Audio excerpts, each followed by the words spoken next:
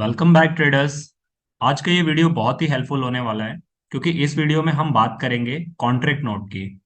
Trading तो आप सभी लोग करते हैं और जिस भी ब्रोकिंग फॉर्म से आप करते होंगे उसका शाम को आपकी रजिस्टर्ड मेल आईडी पर एक मेल आता होगा और उसमें आपको एक अटैचमेंट मिलता होगा। उस अटैचमेंट पे लिखा रहता है कि कॉन्ट्रैक्ट नोट। क्या आप उसे डेली बेसिस पे एनालाइज करते हैं?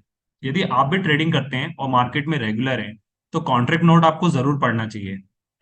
उससे पढ़ने से या उसको एनालाइज करने से आपको मल्टीपल फायदे होते हैं। जैसे कि आपको पता चलता है कि आपको कैपिटल आपका किस हिसाब से एडजस्ट करना था लाइव मार्केटिंग में। साथ में आपको ये भी पता चलता है कि आपने कितने प्राइस पे क्या खरीदा था, क्या बेचा था, उसमें कितना ब्रोकरेज लगा। साथ में आपको ये भी पता चलता है कि कितने परसेंट आपने उस पर जीएसटी दिया।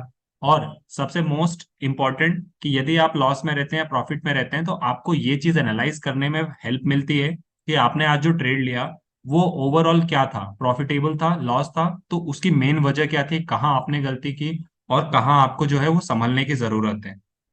सो कॉन्ट्रैक्ट नोट आपको बहुत ज्यादा हेल्प करता है आपके ट्रेडिंग को इम्प्रूव करने में। वहां से एक बार चलते हैं हमारे कॉन्ट्रैक्ट नोट की तरफ और देखते हैं कि हम कॉन्ट्रैक्ट नोट को रीड कैसे कर सकते हैं। मैं जिस ब्रोकिंग फॉर्म से ट्रेड करता हूं मैं उसका एक सैंपल लेकर आपको समझाऊंगा। सिमिलरली आप अदर को भी ऐसे ही रीड कर सकते हैं। तो यहाँ पर हम अपने कॉन्ट्रैक्ट नोट पर आ चुके हैं और सबसे पहले आप देखेंगे तो यहाँ पर आपको जो है वो आपके ब्रोकिंग फॉर्म का सिंबल दिखेगा। मैं ग्रो में ट्रेडिंग करता हूँ इसलिए मेरा यहाँ पर ग्रो शो हो रहा है।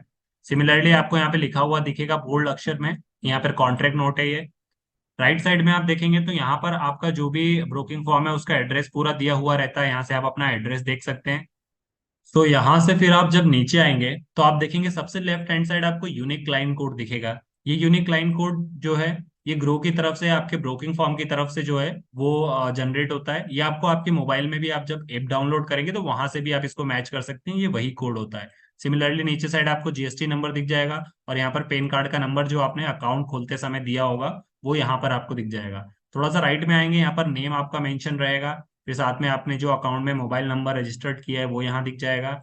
ऐसे ही आपका बैक ऑफिस कोड दिख जाएगा यहाँ पर। और सिमिलरली जो आपने ट्रेडिंग अकाउंट खोलते समय एड्रेस दिया है वो एड्रेस आपको यहाँ पे मिल जाएगा। मैंने इसे रेड कर रखा है क्योंकि यहाँ पर मेरी जो है वो पर्सनल डिटेल्स है।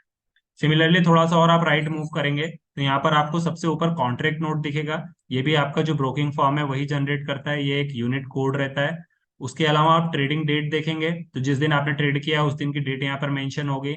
सिमिलरली देखिए आप सेटलमेंट डेट हमेशा एक दिन बाद की होती है, तो 10 तारीख को अगर आपने ट्रेड किया है तो आप देखेंगे कि 11 तारीख में आपका जो है वो सेटलमेंट हुआ है यहाँ पर। सिमिलरली आप नीचे आएंगे तो सेटलमेंट नंबर भी होता है। ये भी एक टेक्निकल है, ये भी आपके इतने काम की चीज नहीं है, ये भी जो है वो एनएससी बीएससी ही डील करता है या वहां से जनरेट करता है। अब देखिए थोड़ा और नीचे आएंगे आप यहाँ पे तो आप हम यहाँ पे देखेंगे कि आपने किस किस सेगमेंट में किया है वो यहाँ पर मेंशन रहेगा। जैसे मैंने फ्यूचर एंड ऑप्शन में ट्रेड किया था तो यहाँ पर फ्यूचर एंड ऑप्शन मेंटेन है या फिर मेंशन है। उसके बाद आप देखेंगे सबसे पहला कॉलम जो आपको दिखेगा वो होगा ऑर्डर नंबर का। ऑर्डर नंबर मतलब एक यूनिक ऑर्डर नंबर आपका जो है वो, जैसे सीरियल नंबर होते हैं हम किसी भी चीज के लिए सीरियल नंबर से ट्रैक करते हैं, वैसे ही हमारे जो ऑर्डर्स होते हैं उनका भी एक यूनिक ऑर्डर नंबर जनरेट होता है जब भी हमारा ऑर्डर एनएससी में एग्जीक्यूट होता है। सिमिलरली आप ऑर्डर टाइम यहाँ पर देखेंगे, सेकंड कॉलम ऑर्डर टाइम मतलब 10:42 मिनट 34 सेकंड पर मैंने अपना ऑर्डर जो है प्लेस किया। सिमिलरली जैसे हमारा ऑर्डर नंबर होता है वैसे ही हमारा ट्रेड नंबर भी होता है। ये भी जो है वो हमारे स्टॉक एक्सचेंज के द्वारा यहाँ पे जनरेट किया जाता है, तो यहाँ पर वो भी आपको देखने को मिल जाएगा। फिर आप यहाँ पे देखेंगे कि ट्रेड का टाइमिंग कितने से कितने बजे तक ट्रेड हुआ, तो सिमिलरली 2:05 पे मेरा जो है वो ट्रेड हुआ। मैंने इस जगह लगा दिया था टाइमिंग, अपने ऑर्डर प्लेस कर दिया था और वो एग्जीक्यूट हुआ था 12:05 पे। सिमिलरली नेक्स्ट कॉलम में आप देखेंगे तो यहाँ पर सिक्योरिटी कॉन्ट्रैक्ट डिस्क्रिप्शन है। इसका मतलब कि मैंने किस स्ट्राइक प्राइस पर किस दिन का कॉल खरीदा है या पुट खरीदा है वो यहाँ पर मेंशन रहेगा। फिर नेक्स्ट कॉलम आप आएंगे एक्सचेंज पे, मतलब यहाँ पर आपने एनएससी में ट्रेड किया है, बीएससी में ट्रेड किया है, वो यहाँ पर शो हो जाएगा।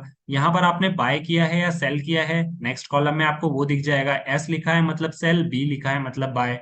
ऐसे ही आप नेक्स्ट कॉलम देखेंगे तो क्वांटिटी का है, आपने कितनी क्वांटिटी ट्रेड की है, तो मैंने सेल की है 15 क्वांटिटी, इसलिए -15 आ गया है। सिमिलरली नेक्स्ट कॉलम आप देखेंगे तो ग्रोस रेट और ट्रेड प्राइस पर यूनिट है, मतलब उस समय जो ट्रेड का या एक लॉट का प्राइस चल रहा है वो यहाँ पर मेंशन है।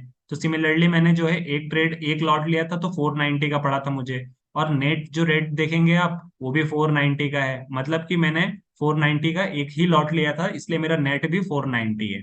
सिमिलरली आप नेट टोटल बिफोर देखेंगे लिवाइस तो 7350 है, मतलब टोटल मेरे को एक लॉट जो है 490 का पड़ा, तो टोटल रुपीज मुझे जो है वो 7350 का पड़ेगा। तो यहाँ पर आपका जो है वो टोटल अमाउंट काउंट हो जाएगा, मतलब 490 एक शेयर का है, तो मतलब एक शेयर, एक लॉट में 15 शेयर आते हैं, तो 15 इंटू 490 करेंगे तो आपको ये टोटल वैल्यू मिल जाएगी 7350। तो देखिए ये वो ऑर्डर था सबसे पहला मेरा, जो मैंने कैरी फॉरवर्ड किया था और नेक्स्ट डे इसे मैंने बेच दिया था। अब सिमिलरली आप नीचे आएंगे तो यहाँ पर आपको फ्रेश ट्रेड दिखेगा। देखिए ये मेरा जो है ये ऑर्डर नंबर है, मैंने 12:13 पे ऑर्डर लिया था, एग्जीक्यूट करने के लिए लगाया था। ये मेरा ट्रेड नंबर है और सेम टाइम पे आप देखेंगे कि 3 सेकंड के बाद मेरा ऑर्डर जो है वो एग्जीक्यूट भी हो जाता है। उसके बाद आप यहाँ पर देखेंगे तो बैंक निफ्टी का 44,300 का मैंने यहाँ पर पुट खरीदा था 26 अक्टूबर की एक्सपायरी का। और मैंने कहाँ पर ट्रेड किया था, एनएससी में ट्रेड किया था। और मैंने सेल किया, पुट बाय किया था, सेल किया था या बाय किया था, तो मैंने उस ऑर्डर को बाय किया था क्योंकि मैं एज एन ऑप्शन बायर काम करता हूँ। सिमिलरली देखिए आप यहाँ पे मैंने कितने लॉट लिए थे, तो मैंने सिर्फ एक ही लॉट लिया था, इसलिए आपको यहाँ पर 15 शेयर्स की वैल्यू दिखा रहा है। और उस समय जो है उसकी प्राइस क्या चल रही थी, तो उस समय उसकी प्राइस जो है 420 रुपए चल रही थी। क्योंकि मैंने एक ही लॉट लिया था इसलिए यहाँ पर 420 रुपए ही शो हो रहा है, जितना उसकी वैल्यू चल रही थी वही यहाँ पर शो हो रही है। और नेट रुपीज कितने लगे थे मेरे, तो 6,300 रुपए टोटल लगे थे मेरे को एक लॉट खरीदने में, जो कि 44,300 की स्ट्राइक प्राइस का था।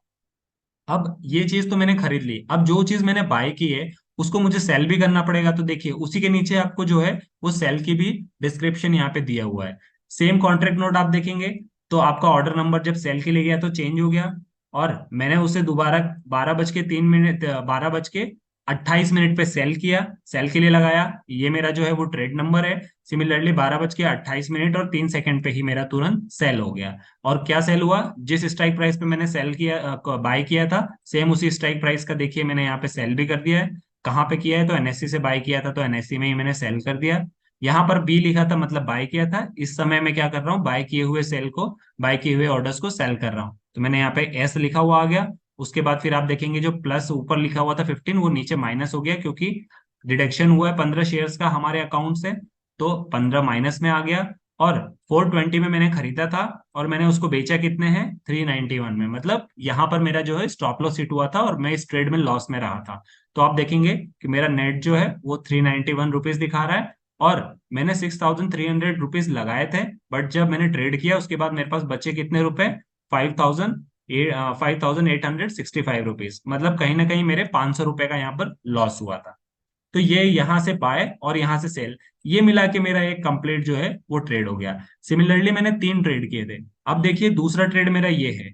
सबसे पहले देखेंगे कि 12:34 में मैंने अगेन ट्रेड लिया और 12:35 पे मेरा ट्रेड एग्जीक्यूट हो गया। इस बार मैंने 44,000 26 अक्टूबर का फिर से एक बार स्ट्राइक प्राइस का लिया, एनएससी में लिया, और इस बार फिर से मैंने बाय किया, वही एक लॉट बाय किया, और इस बार 389 पर, जहां पर मैंने बेचा था उससे 2.9 नीचे, 389 पर मैंने यहाँ पे ट्रेड लिया। और यहाँ पर भी देखेंगे 389 शो हो रहा है, और इस बार मेरे जो पैसे लगे वो 5,835 रुपीज लगे। और जब मैंने उसे सेल किया तो मैंने उसे ठीक 4 मिनट बाद 12:38 पे सेल कर दिया, सेम स्ट्राइक प्राइस का एनएससी में। यहाँ पर एस लिखा हुआ आ गया, यहाँ पर -15 आ गया, और इस बार मैंने इसको 369 पे किया था, क्योंकि 389 पे खरीदा और 369 पे मैंने फिर स्टॉप लॉस लगाया था, और मेरा ट्रेड जो है यहाँ से फिर से गलत हो गया। और इस बार मेरे 58,335 जो रुपीज लगे थे वो अब रह गए हैं मात्र 5,539। तो यहाँ पर मेरे दोनों ही उसमें कह सकते हैं आपकी लॉस हुआ था मुझे। अब सिमिलरली आप नीचे वाला देखेंगे तो नीचे वाले भी ट्रेड में देखेंगे तो आप 365 पे मैंने लिया, 351 पे मैंने बेच दिया। तो यहाँ पर मैंने तीनों ही जो हैं वो मेरे तीनों ट्रेड लॉस में रहे थे, क्योंकि इस दिन बाउंस बैक का मुझे ज्यादातर चांसेस लग रहे थे, बट मार्केट जो है वो कंटिन्यूसली फॉल किए जा रहा था। ये तब का ट्रेड है मेरा जब न्यूज आई थी हमारी हमास और इजराइल वाली, तो उस टाइम का ट्रेड है। तो मैं जो था वो नेट लॉस में रहा था, बट आप देखेंगे तो 10-10 20-20 पॉइंट पे ही मेरे स्टॉप लॉस ट्रिगर हो रहे थे। तो मैंने 1,500 1,200 के समथिंग ही तीनों ट्रेड में लॉस लिया था। तो लॉस आपके लिमिटेड होना चाहिए, वो ज्यादा इंपॉर्टेंट है। और देखिए यदि आप डेली बेसिस पे इस एनालिसिस को करते हैं कि मैंने कितने में खरीदा था, क्या मेरा टाइमिंग था, तो यहाँ से आपको बहुत ज्यादा हेल्प मिलेगी अपनी ट्रेडिंग जर्नी को इम्प्रूव करने में। सो आई जस्ट होप कि आपको वीडियो अच्छा लगा होगा, इन्फॉर्मेटिव लगा हो। So do like and subscribe to my channel. मिलते हैं अपने अगले डिस्कशन में, तब तक के लिए साइनिंग ऑफ।